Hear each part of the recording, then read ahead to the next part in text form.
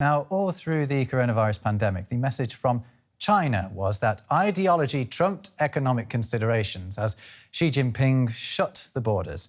Now, Western businesses are hoping the sudden end of the zero COVID-19 policy means a shift in the other direction. But relations are still frosty. China's ambassador to Berlin, Wu Ken, has condemned German plans to take a more sober look at relations with China.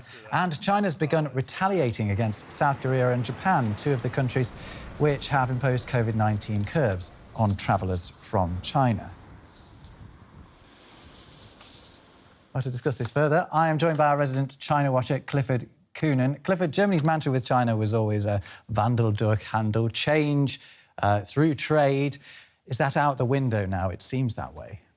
Well, I think what we're seeing is we're not really seeing enough handle yet after this sudden turnaround on the zero COVID policy and precious little Wandel as well. There hasn't really been any change. I think it's a problem that Germany is facing, but the Western world is facing is how to deal with China right now.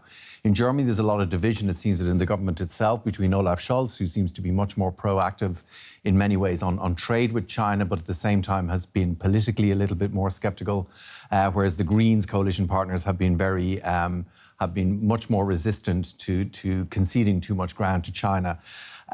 So I think basically China's backing for Russia as well in the Ukraine war is still an issue.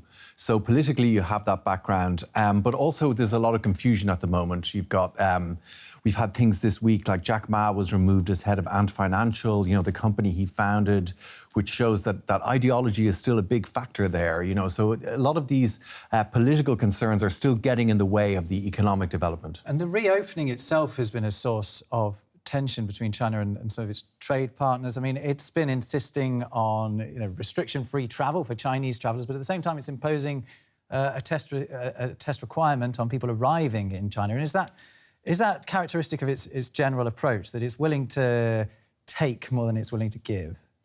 I think it feeds into this confused picture that we have right now, which has been caused by this seismic shift in reversing the COVID policy.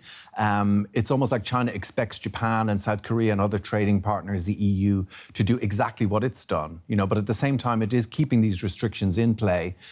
So there's a bit of a win-win situation, which means China wins twice, as I think some commentators have said.